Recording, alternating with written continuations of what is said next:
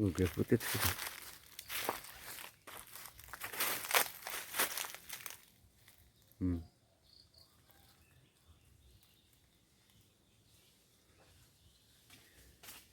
Ini benteng.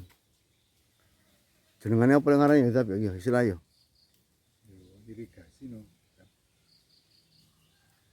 Bekas bangunan irigasi. Bekas bangunan irigasi. Iki sih bangunan paling kulon sing ketok iki. Ketok tiange. Terus dari batu-batu boulder. Nah. Kok ini bisnis suara kan.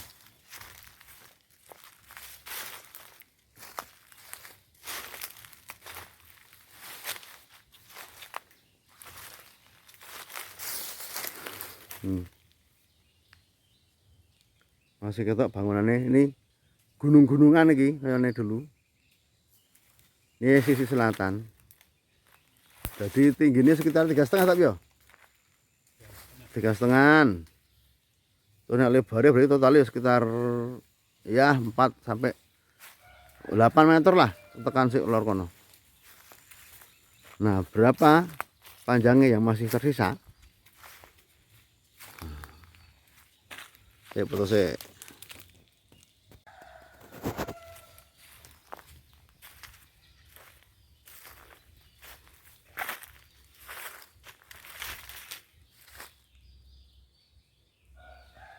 Itu runtuhannya seperti ini. Nah, ini tangganya ini. Sana tangganya tak. Ini udah ndane nih tangganya nih. Yes. Kita munggah.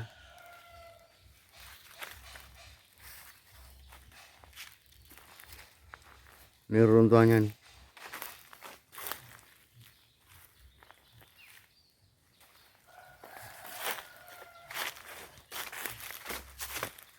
Loh.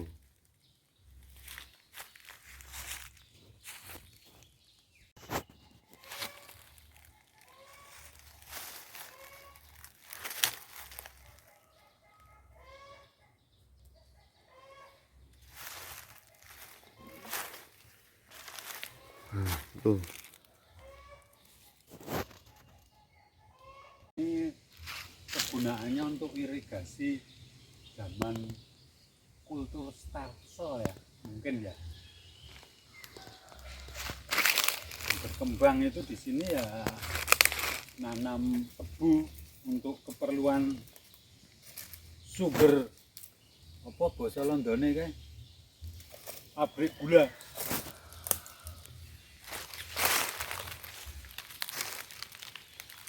Ini turun sana untuk ngambil air, keperluan air di timur, di barat ya. Di barat itu berarti air dari sungai Progo. Nah ini kan memanjang ke sana, memanjang timur barat. Oh, kelihatan. Ini kalau bangunan-bangunan tahun segini ini kan, nah ini masih kita temui ini. Nah ini semennya itu masih seperti ini, campuran gamping ini. Gamping, batuannya yang untuk merekat gamping. Ini batu kali.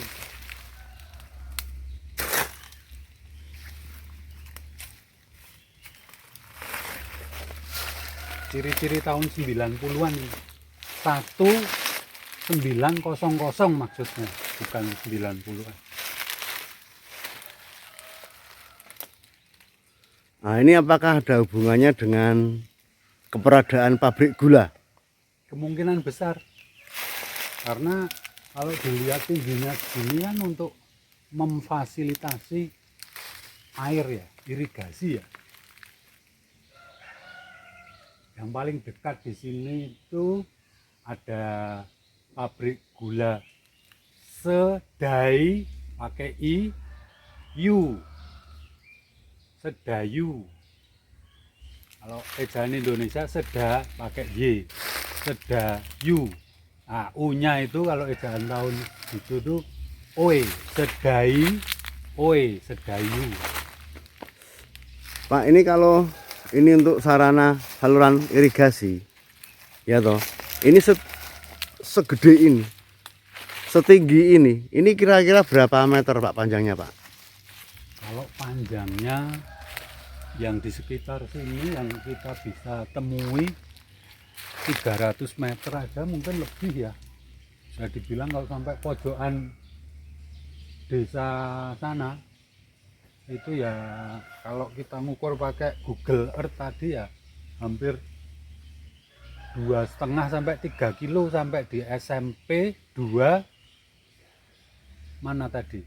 Minggir ya apa Setran. Setran ya? Iya, Setran. SMP 2 sana itu sekitar segitu. Ya, tapi bangunan fisiknya yang masih ada, yang masih wujud ya, di depan kita ini kira-kira berapa meter Pak panjangnya Pak? Wah, kalau ini sampai sini ya sekitar berapa ini? Dari sini, dari gunung-gunung itu. Ini sampai situ ya hampir 60-an meter. 60-an meter. Tingginya berapa nih Pak? Tingginya 3,5. Sekitar 3,5 ya. Plus minus ya 3,5 dari sini loh. Dari titik Ya, ini dari titik dari tanah ya. Tapi kalau dari titik bangunan itu ya paling 150 180-an itu. Dari yang masih kelihatan rapi itu loh.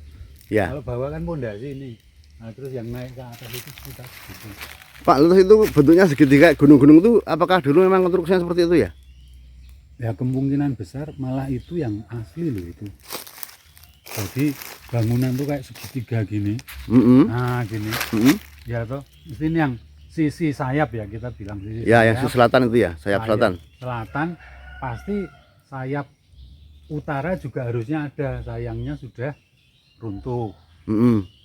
Gini ya. Nah, di atasnya nggak mungkin terus cuma lancip gini ndak, tapi mungkin terpotong ya. Ya. Nah, terpotong. Nah, di sininya ini mungkin untuk saluran air. Jadi dia elevasi di sini lebih tinggi, airnya turun ke sana.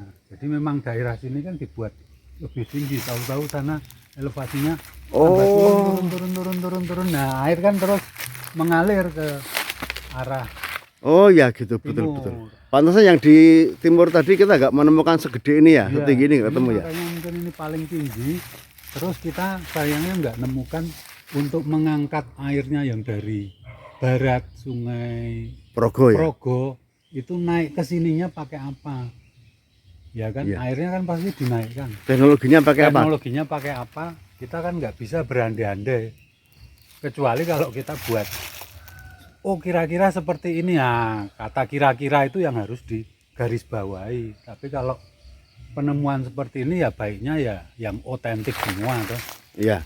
Tapi untuk sekarang kembali ke kira-kira aja Pak, karena jejaknya sudah nggak ada. Kebetulan nggak ada ya. Ya, kira-kira zaman dahulu itu untuk menaikkan air dari Kali Progo yang jauh lebih rendah dari tempat ini, itu pakai teknologi apa Pak? Zaman Belanda Pak? Kalau ini kan bisa dilihat mungkin di sini dari elevasi sini sampai turun ke bawah itu kan mungkin 60 meter ada mungkin ya. 50 sampai 60 Ada. meter. Ini titik tertinggi ada, di sini, titik tertinggi di sini. Habis setelah bangunan ini langsung turun terus sampai ke Kali Progo. Nah, turun di bawah toh. Jaraknya dari elevasi air sungai ke atas itu kan katakanlah 50 ya. 50 tahun 1900 sekian atau 1889 berapa gitu kan, mendekati waktu 900 itu kan kalau listrik kan masih belum populer, mungkin sudah mulai ditemukan tapi belum populer. Jadi kemungkinan peralatan mekanik yang menggerakkan air itu naik. Nah, mungkin bisa pakai timba.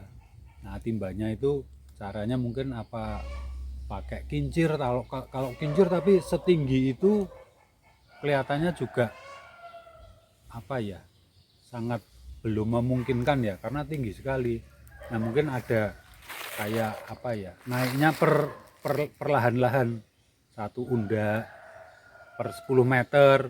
Berarti berapa tingkat? Kalau misalnya 50 meter ya ada 5 tingkatan, nanti sampai sini baru diturunkan ke sana. Nah itu yang belum ketemu kitanya. Itu apakah mungkin dipompa atau didorong gitu ya airnya ya? Kira-kira disedot atau didorong gitu? Ya mungkin di antara itu ya, antara dipompa, dorong, pompa dorong atau pompa sedot. Cuma kalau pompa itu kan butuh penggeraknya, kalau yang kita tahu sekarang saat ini itu kan listrik toh. Mm-mm. Sut gitu. Nah kalau zaman seperti zaman dulu mungkin dokumen-dokumen irigasi bisa dicari ini sebetulnya, karena ini sebetulnya menarik hal-hal yang kayak gini.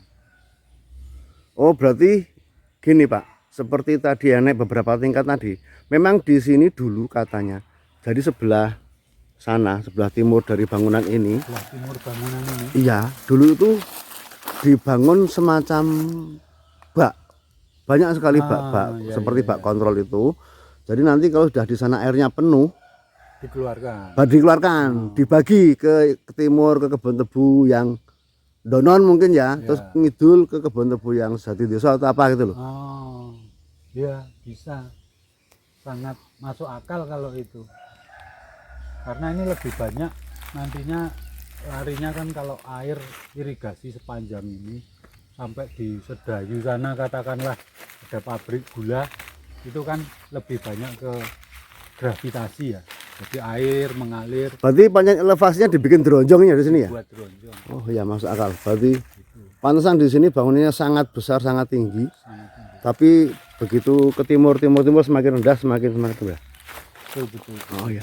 Iya. Tapi dari perkiraan dari fisik bangunan ini Pak, ini dari ciri konstruksi, ciri campuran dan sebagainya, diperkirakan dibangun tahun berapa nih Pak?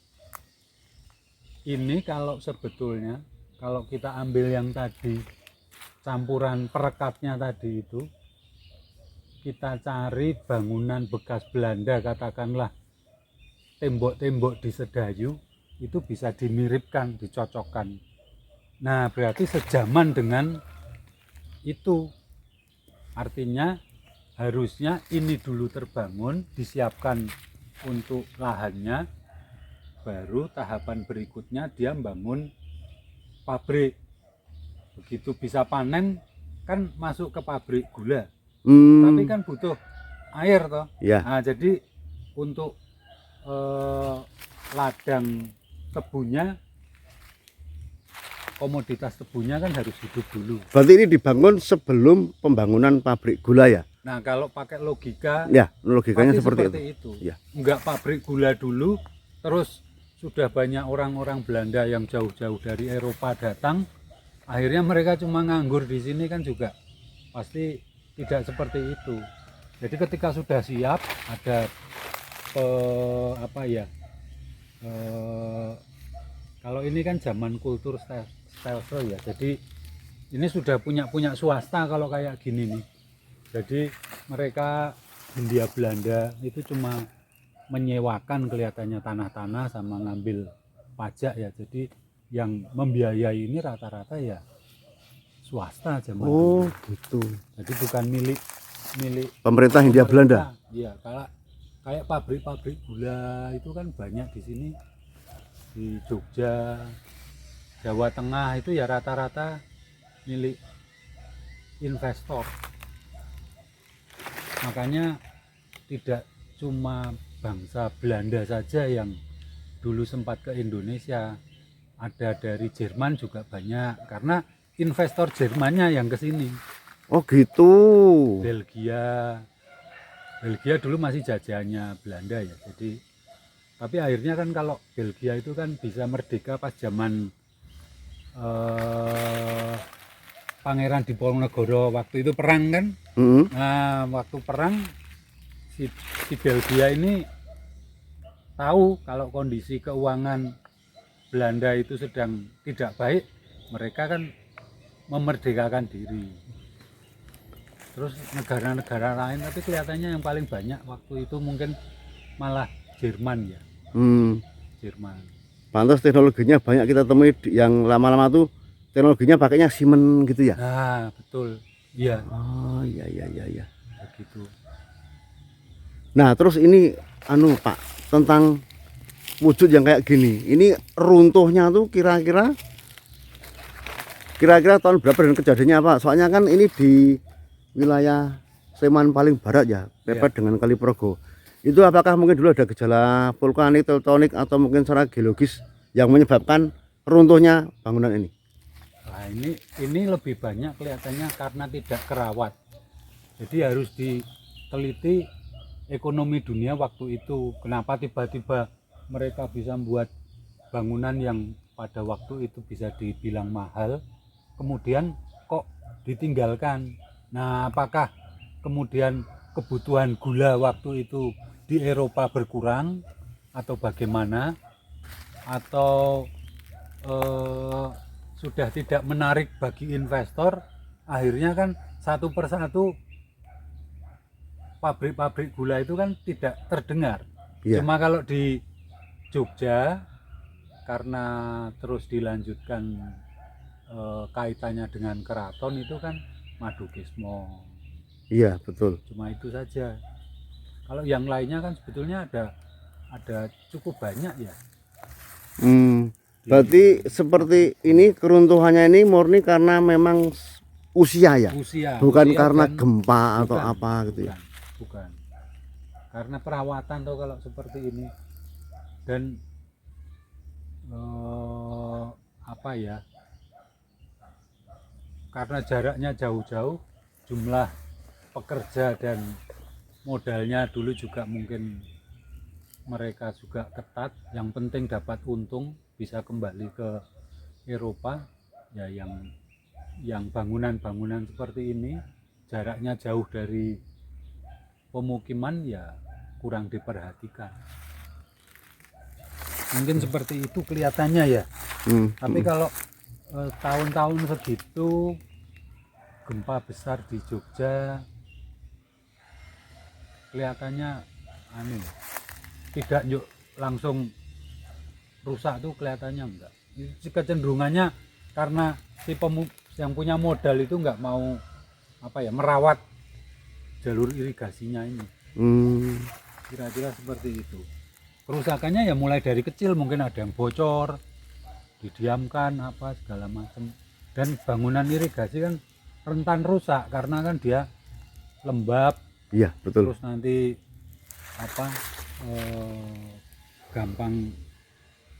Oh iya, mungkin karena tumbuh-tumbuhan seperti aren, pring, barang itu akar-akarnya yang bikin. Harusnya kan terus dibabati kan. Oh iya, betul. Dibersihkan. Tapi kan mereka cenderung yang penting udah ada air, ya para pekerjanya bekerja di ladang sama di pabrik gula. Nah terus ini kira-kira Pak, dengan secara tidak sengaja kita menemukan bangunan yang segede ini, besar sekali ya, yang tidak pernah terdengar. Itu kira-kira kedepannya ini harus ngapain nih, baik warga maupun pemerintah atau siapa ya, investor atau apalah gitu loh. Itu dalam rangka perawatan dan pelestarian itu harus gimana nih Pak? Ya intinya kalau kayak gini tuh bisa dibilang situs tidak nih seperti ini? Belum ya? Nah ini menurut saya ini sudah bisa dimasukkan kan? Karena usianya kalau tadi dibangun sekitar 1900 ya, 900 itu sudah masuk dalam salah satu kriteria. Artinya ini kan penanda sejarah. Penanda sejarah, betul. Kalau tiba-tiba hilang, nanti generasi berikutnya tidak tahu. Mungkin generasi yang sekarang aja pabrik gula Sedayu di mana sudah tidak tahu. Iya, betul. Terus ada irigasi seperti ini, perilaku zaman itu, peradabannya maksudnya Belanda terhadap penduduk pribumi seperti apa, mata uangnya yang digunakan, sebetulnya kan bisa dipelajari. Terus pada waktu itu transportasi dari pabrik ke pengiriman mungkin ke Semarang ya. Nah seperti apa? Nah kalau nggak ada salah satu bukti-bukti sejarah kayak gini kan. Ya sayang sekali kita nggak menemukan angka tahunnya ya. Betul sekali. Nah kayaknya kita tidak afdol kalau kita nggak nganu nilai kali Progonya Pak. Kita cek-cek dulu, Ah, ya. lihat-lihat kan. Seperti apa keadaannya, kemudian teknologinya nanti kira-kira seperti apa, bangunnya segede apa ya. Iya. Ya, yuk mari Pak. Mari. Aku bingung ini soalnya jadinya. Soalnya ini luar biasa penemuannya ini. Wah, top ini Om Mas ini. Jos. Tuh ya masih ketok kan yang seperti yang segitiga tadi. Wah iya, nah ya kan tadi kan sayap. Nanti di sana harusnya ada sayap. Nah tengahnya kan sudah tidak ada. Kalau kita lihat dari sini sudah nggak ketok. Tapi ini kan terpotong seperti ini. Apa ini cuma penahannya? Di tengah tuh ada. Nanti ada model sayap gini. Di sini sayap lagi terus tengah. Iya betul. Ini kan untuk menahan ya. Heeh. Nah kita kan baru menemukan ini. Ya sayapnya mungkin per 4 meter atau per 10 meter gitu ya sayapnya ya. Betul.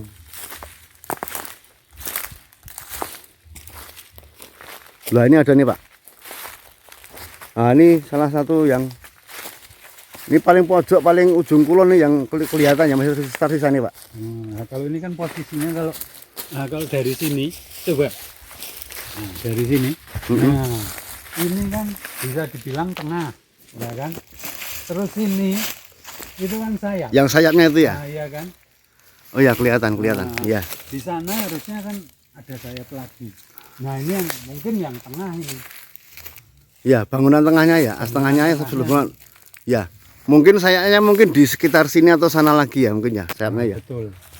Karena kan kalau misalnya ini berupa solid pasti segini dari sana sampai sini pasti bangunan semua. Iya. Tapi kan cuma satu potong. Nanti di sini mungkin per berapa meter yang tadi jenengan sampaikan itu kan entah itu per 4 meter atau 6 meter untuk penguat biar tidak gampang runtuh.